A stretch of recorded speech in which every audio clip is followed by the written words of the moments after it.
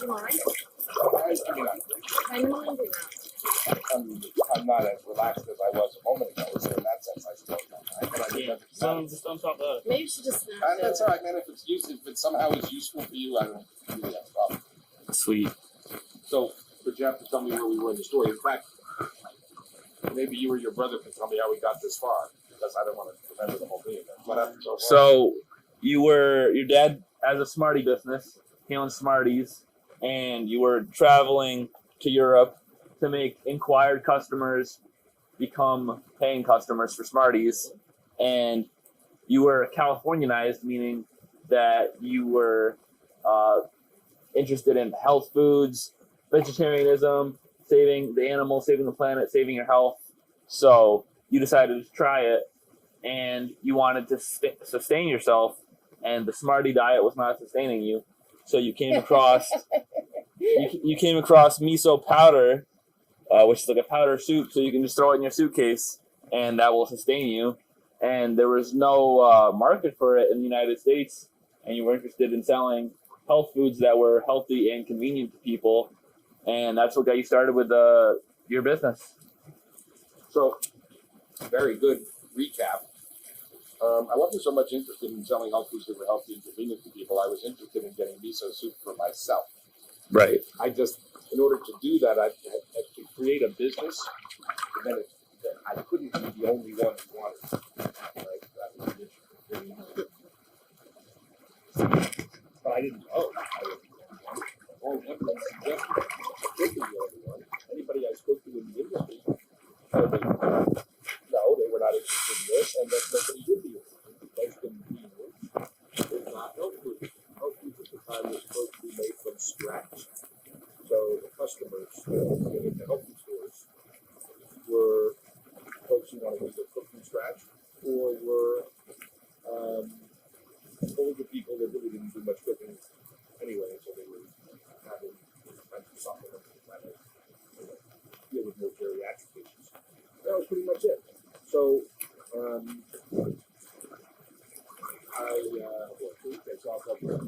so what happened then was I went to a health food convention. We had a business local health food store. Awesome. I went around all these different companies. We were in the business of doing products like this. Products in Japan, where we sell from, and things like that. And I went from one to the other, and I asked them if they had miso soup. I just looked at it for myself. It was only when each of them told me what that instant powder miso soup. Again, one that couldn't be done, one told me. One said miso is convenient anyway. I don't know if you know miso, but it's a paste. You can't make it around it, just starts moving it through water, I suppose, but it's not the same. Wouldn't the paste be better than the powder? Yes and no, it sort of depends. So now we're talking about what makes better, and also what makes stable. So miso is a living food. So if you have fresh miso, fresh from the aging batches, that is the preferred way to have it. That's the best form. Whenever it goes into distribution, it has to be packaged. So something has to happen to it. If it remains a living food, it's giving off gases. It's part of its respiration process. And so it's vented. There has to be special packaging to vent it. Not everybody does that. A lot of companies will just pasteurize it before they pack it, in which case they've stopped all of the activity of living activity anyway. Others will add alcohol or preservatives to stop the activity because the valves are expensive. But some companies put escape valves into their packaging and sell the product fresh out of the refrigerator, and that is the preferred way to have it. Carrying paste around, you can only do it if it's been stabilized, because otherwise you have to refrigerate it. So in that case, freeze drying the miso when it is fresh is a viable alternative. A lot of times you may have seen acidophilus tablets or things like that people take that are tabletized that are supposed to repopulate the intestinal flora, and they tell you how many cells of bacteria there are per day or something. So what they've done is freeze dried the medium the culture is on, and the bacteria kind of goes, it's suspended, it sort of goes to sleep. And then when it is rehydrated, it becomes viable. So, depends on how careful you are with the drying process, the drying product. In many cases, turn out to be more viable and healthy and more living than packaged product that's not very stabilized. That makes sense. So anyway, back to the story. So I couldn't find anybody, and I walked out of that convention disheartened because the companies that would be in a position to bring that research out not finding them. They already told me. So it was only out of that I left when I was depressed. And I realized that, or at least I had this very strong feeling that if I did not do this, then nobody would. So later on, if you study entrepreneurship, I think that you'll find that that's a common thread in many entrepreneurs' stories. That you do things that have lack of responsibility, that it's a good idea, it needs to be done. Nobody else seems to be doing it. If I don't do it, who's going to do it? That motivating factor is kind of powerful because it, at least in my case, propelled me to put up with all sorts of things where I couldn't see the end result clearly. But I felt this responsibility that if I didn't do it, nobody else was going to do it. The energy to kind of push things along, and that was an important for me. Anyhow, so I went out and started to figure out how to think about, well, how am I going to do it? So I had to disentangle myself from the candy business, hire somebody, train them, and develop my miso soup. And I tried to do it as responsibly as possible, but I did certainly take advantage of my father and his candy business. So while I was in the role of export manager in the candy business, I secured a customer in Japan, a distributor and importer of candy, and made a business trip to visit that customer. And at the same time, put out all kinds of feelers to chambers of commerce and business organizations and so forth to say, I'm looking for this item. Does anybody have it in Japan? And if not, would anybody make it for me? Because it was not exactly the way they were making it for their own markets. For their own markets, instant miso soup is in every supermarket and 7-Eleven in Japan. But it's made with ingredients that were not acceptable to me. The primary ones were MSG added and fish flakes. They use fish extracts and things like that to enhance the flavors, and often pork and other things. And so they had the powdered version, but they were just adding to it before they sold it to people? Exactly, correct. They already had the ability to powder freeze-dried miso. It was just what they did with it after that to make a packaged product, which was acceptable to me. So I had to go to a reason that if I go to one of these factories that's making the powder already, maybe I can convince one of them to make it without all the garbage. Cut out the middleman, basically. Well, it wasn't so much the middleman, it was to say the middleman wasn't going to do it. So I had to go directly to the factory to say, will you make it this way for me? And then a factory is going to say, and has said, that they say, how much are you going to buy? Right? That's what they care about. Most of them. And having grown up the son of a factory owner, I kind of knew the way that factory guys think, right? What they want to hear. So I went there with the understanding that we have to work on something, and I have to work on what's your batch sizes that you need in order to be able to do a special run. And will you work with me on this and that? And my efforts were going nowhere until my customer offered to help. So going through the regular channels of the commercial chambers of commerce and things like that, nobody really took me seriously. After all, I was in my early 20s and a gaijin and, a Westerner. And is that what they call a Westerner or gaijin? Gaijin is sort of a Japanese term for a non-Asian person. Foreigner. Yeah, foreigner. Tell us again about the protein in the meat miso, how it's a combination of soy and rice. Yeah, so miso is made by, it was discovered in China, like most things are, and then was brought over to Japan several thousand years ago. And the Japanese really adopted it and made it into their own. And the way it was originally made, you would take soybeans and cook them, steam them,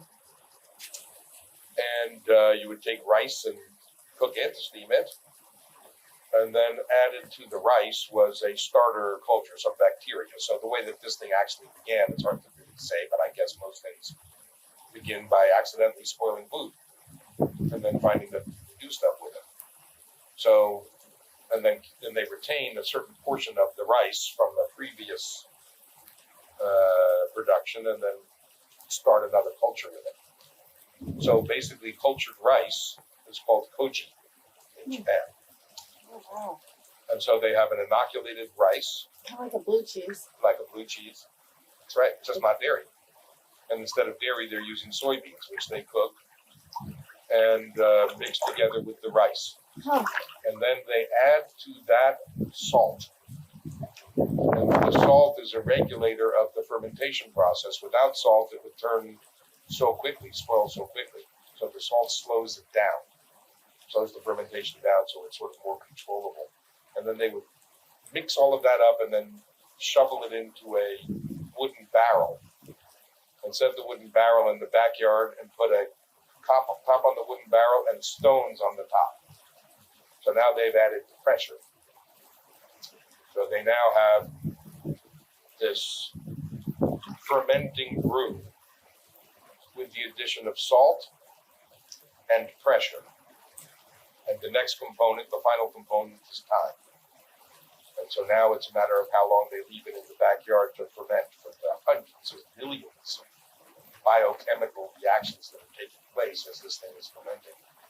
Breaking down the proteins to the amino acids, giving off what are called food esters that create different flavor components. And the lactic acid bacteria going through their life cycle. And then they would come back and they would take the miso out after different periods. Could be a month, could be 3 months, 6 months. The oldest miso I've ever had was 18 months age. And what tends to happen with that is it has a very full-bodied flavor, but the bacteria has fully gone through its life cycle and is now no longer active. So that aged bacteria, aged miso, doesn't require the same valve systems or preservings as some of the younger misos do, but they're so active still.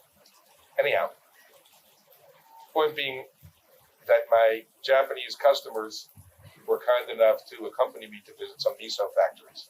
And they're, in fact, So Japanese, they were Smarties customers? yeah, they bought Smarties. They were a candy distributor in Japan. And the guy I worked with there also had a relationship with, and he helped me out in going to these meetings and translating. So yes, you're learning Japanese. You must know a little. I only learned Japanese from drinking sake and taking hot tubs with my business associates. Nice.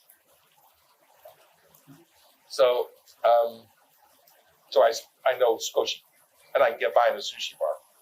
But now it's hard to find a sushi bar with Japanese people, so it doesn't matter. Yeah. You're in St. Thomas at least, yeah. No, in many places. Anyhow, that being said, back to the story. So it took about 2 years to develop my product. And I designed it a particular way. I was thinking it's for American taste. I wanted to have a wide appeal. They don't know anything about miso, so they know chicken soup and beef. So I made a golden, like a chicken, and a sort of a brown one, like a beefy broth. And just added dried onions and parsley and dried kind of seaweed to the top of it, so it's called wakame. And that was it. Kept it simple. And I wanted to offer Americans a cup of soup for $0.25. So in order to do that, I had to put 2 servings in one packet because so much of what goes into the cost of one got back to. So I made it a little more food dense back in the day. And anyway. So not many people are doing 2 servings of soup for one package. I don't think so many people do it now. I'm not even sure it's a good idea in terms of marketing. It's a good idea in terms of food value for consumer. Yeah. So, anyway, so I got my first production. I acquired a used Airstream travel trailer, which actually I had acquired when I took it out to California, but that's a different part of the story. So anyway, I took it out of mothballs and I hooked it up to the back of my car, and my girlfriend had the first load of product, some of it anyway, samples to put in the back of the car, and off I went. Or we went, and I didn't know what else to do, so I figured I could live wherever we were and kind of make soup for people. So I would drive. I started in New Jersey and drove up state New York and Massachusetts. I mean, I basically, covered the Northeast. Every new town I would go into, I'd go to the truck stop and look in the yellow pages and under health foods. Now, I understand, I don't know if you even, because there's not really any yellow pages anymore, but you understand the concept of those. What is the yellow page? Oh no! See, Oh, we can't assume Like that. a phone book? Yeah, like a phone book. you don't know about the But the yellow yellow pages is the business part, so you look up under the businesses, Unbelievable. Right. and then it tells you who's there and what their phone numbers are. So, most towns would have one health food store, or there'd be one for 3 towns. This is before Whole Foods? Oh, way before. This is before the internet So anyway, and cell phones. it was 1978, and so that's 41 years ago, I guess, right? Wow. So I would go into the stores and I would say, "Can I make you some miso soup?" And the store managers would invariably say, "I'm very busy. If you can wait, I'll try and make some time for you."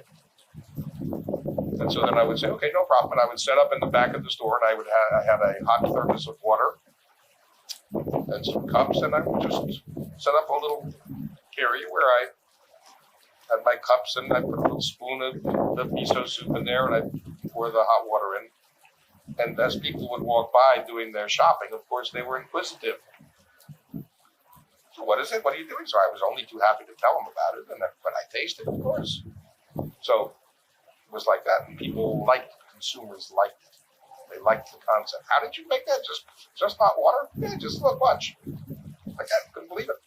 So, as I say now, it's commonplace, and even then, it was commonplace if you were willing to have all of the chemicals. There was a product called Lipton Cup of Soup that was very popular in It's a supermarkets. lot of bouillon. Yeah, and bouillons, George Washington bouillons. Do we use chicken bouillon? But it's basically and so in the conventional, so all right. So here's the other thing you have to understand is back in the 70s, very, very few doctors would acknowledge that there was any connection between what you ate and your state of health. Wow. No connection whatsoever. And while you think it's crazy, because of how we look at things now, even today, there's very little taught about nutrition in medical school. The paradigm is more one of repair rather than prevention or, holistic. That's a different kind of training than our MDs and surgeons get. No disrespect to MDs and surgeons or their training, but there are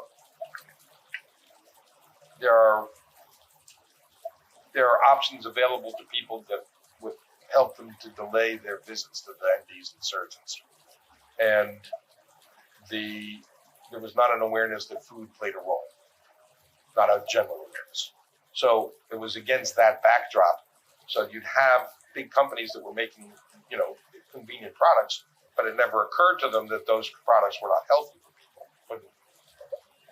It wasn't really an issue. If Food and Drug allowed them to sell it, it had to be healthy, right? FDA says I can sell it. If it's unhealthy, they're not going to let me sell it.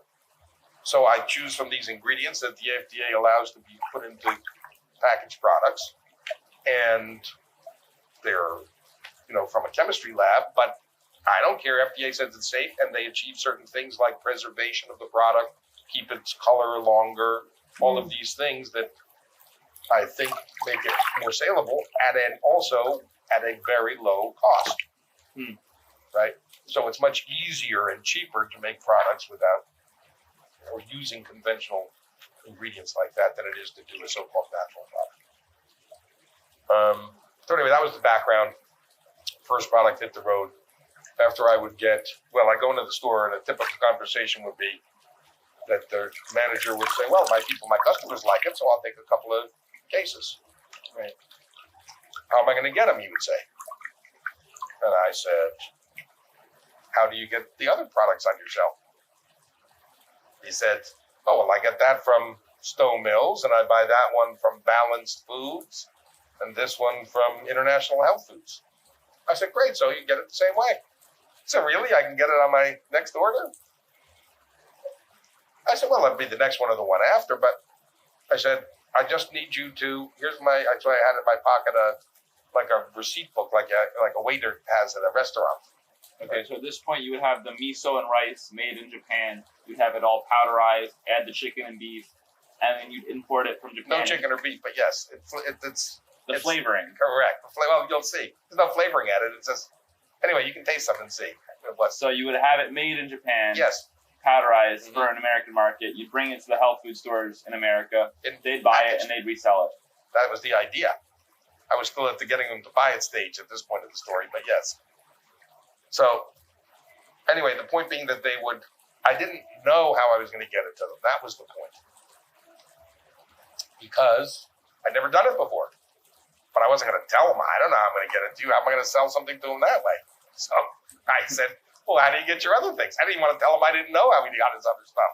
I didn't know anything. So, That's funny. yeah. So, but they told me. I said, great. So here's my order form. I said, all I need you to do, I write down here 1 case of the miso cup golden or a case of the miso cup seaweed.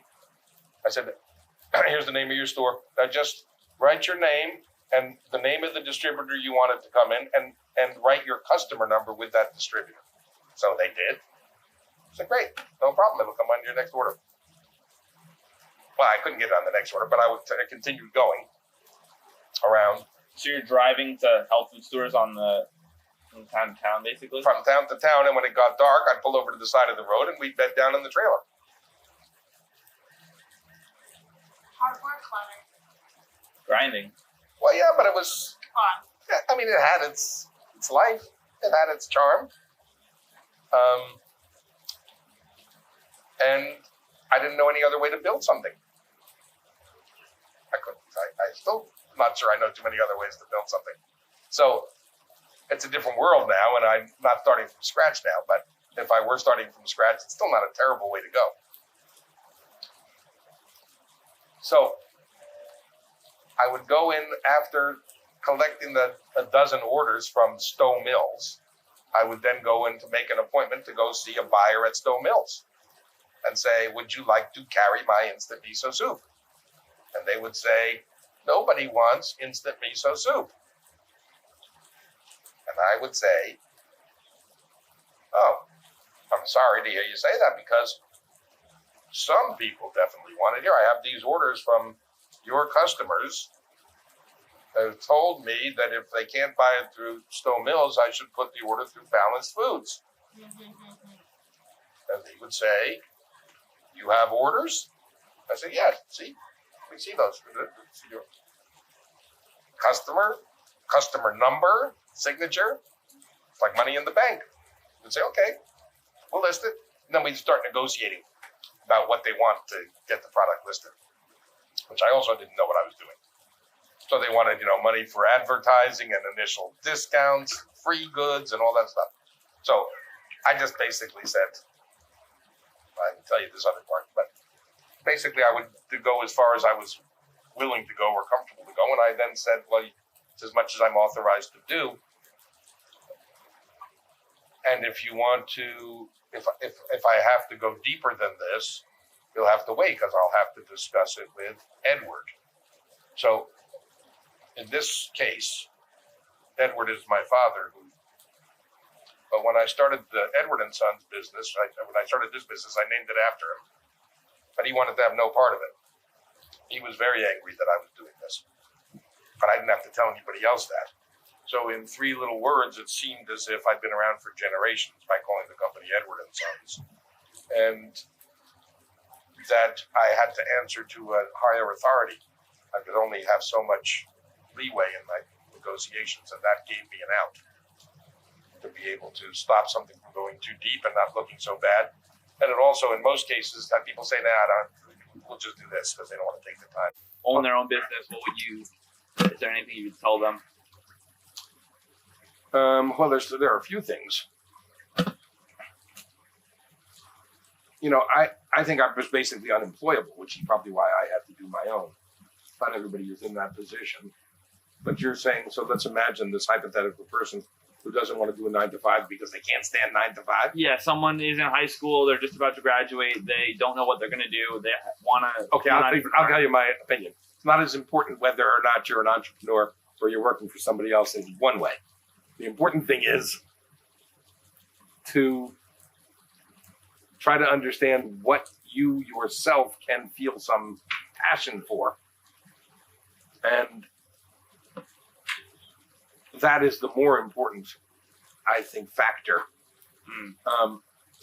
Then if you have passion for something and want to do it yourself, then that's fine. But you can have passion for something and have a wonderful experience working for an existing entity and having that structure so that you don't have to take it home at night, for example. There's definitely downsides to having your own business. I do business at 1, 2, 3, no matter what time of the day or night. And if there's something that goes wrong, it's not like I can leave at 5 o'clock and not have it stress me out. So there are definitely trade-offs associated with it, but again, I think that the benefits outweighed it. And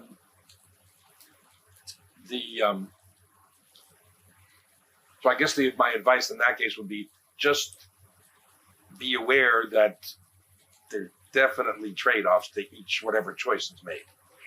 So finding one's passion sounds like an easy enough thing to do, but of course it's very challenging.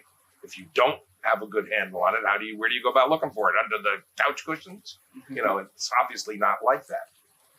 So that is a personal process that it's helpful to go through. And frankly, I recommend people go through with a friend or a trusted person.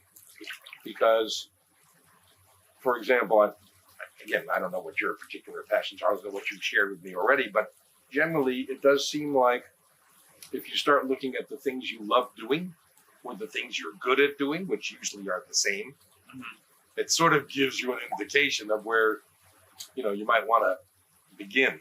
Yeah. Well, I'm interested in doing something related to health and wellness, fitness, nutrition. I'm really into a holistic approach to treating yourself right, mind, body, spirit, things like that. So I'd like to be able to be a coach or a mentor, or perhaps start selling my own health food items. Well, one thing to do is to look to see who's doing something that you like the looks of, right? Yeah, I have a lot of people online that I like to follow, fitness YouTubers, nutrition YouTubers, things like that, entrepreneurs that are running their own business, gaining followers, subscribers every single day, and they post videos, and they have their own business where, you click and become a member for, however much, $5 a month to get your own workout videos, your own things like that. So I'd like to have a model somewhat similar to that perhaps one day. Well, so part of this, there's two things. One of the things to determine is whether what pleases you about it is more the ability to help people, or whether it is more the ability to make money. They're not mutually exclusive, but they can interfere with one another. And when push comes to shove, it's a good idea to have decided in advance who's running the show. The part that wants the altruistic part or the self-interested part. Right. Obviously, we're always making a blend, but when push comes to shove, it's good to know. That's good advice. You're out of here? Yeah. Thanks for having me. Appreciate it. All right. Take it easy, Kyle. I told him to take a shower. We can all go to dinner if you want, Joel. I would like that, but I think I'm going to try to make something here. I've got fresh greens that I have from friends that I brought down from Chicago. I'd like to do some cooking. If I keep going out, I spend a lot of money and I don't eat as well, and I don't. I Yeah. should check my phone and see whether we heard anything back from the. Did you call double header? I texted them. I haven't checked the phone since then to see if I got an answer. I could try that. Well, why don't we check my phone first rather than Where's yours? Look. I don't know. Probably next to my computer. Want me to bring it out? I'd love you to. Thank you. This has been awesome, man. Good. So,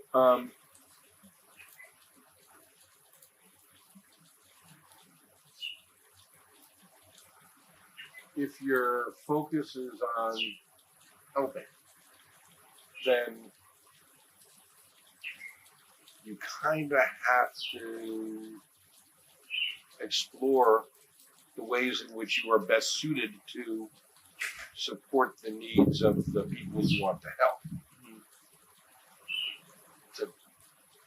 I'm no fan of somebody coming and saying, I know the way, people follow me. Right? It's one of the things about the natural food business that has been a little bit dicey, because as soon as I tell people I'm in the natural foods business, many of them start to tell me, oh, I meant to do better. I try to eat this. As if I'm their conscience, which I certainly am not wanting to be. Up on it, Jonathan coming in 7. So the other Jonathan, Yeah. Yes, you? says coming in at 7. What time is it now? 5:30 or something? Yeah, 26. Okay, I got a little time before. He's not in yet, so Alright. I'll text him a little later. But if you wanted to eat something here, it's okay. We could make something here. But if you want to go out, I understand. Well, I just know like boys get hungry. Mm-hmm. So we're not, I do understand. Yeah, they Kyle gets hungry. He's eating a lot. Kyle's eating well. That's good. Yeah, he's small. He can definitely afford to eat some more food. Me too. I haven't ate much today. I'm down to go out to eat a big dinner or cook something at home. If we got some fish, it'd be great. But if we have to wait till 7. Well, we don't have to wait for them. We could go to Moe's and buy a piece of salmon or something. You can't get salmon off the boat. Yeah. So that is an option. Yeah. Yeah, I've been doing a lot of research on different diets, nutrition, experimenting with them. I've experimented with the keto diet, paleo diet. You heard of it? Of course. But right now, I'm a big fan of the whole food plant-based diet. Mhm. It's basically a vegan diet. You just try and eat plants in their natural, I don't know, the way they're grown. Basically, you eat them out of the ground. So you eat them as Whole foods, basically. Not processed. Yeah, minimizing the amount of processed food. I feel like that's been the best for my health, my energy levels, my nutrition. But I still eat animal products. So I love fish. I love to eat meat, unfortunately. But, it's how I was raised. I'm not a judge. I grew up eating it. It's tasty. Mhm. But for the most part, I just eat, plants, tofu, things like that. Fruits, vegetables. Gotcha. Yeah, and I'd like to be able to coach people on that and help them figure out what's right for them. If I could, I don't know. I feel like I could help people. That's interesting. I wonder how you would go about doing that. So, are there people who are providing that sort of help now that you might be able to assist? That's a good way to learn stuff. Yeah, there's definitely Facebook pages that market, say, message me or leave a comment if you're interested, and I could do one-on-one coaching with you. There's YouTubers that sell ebooks about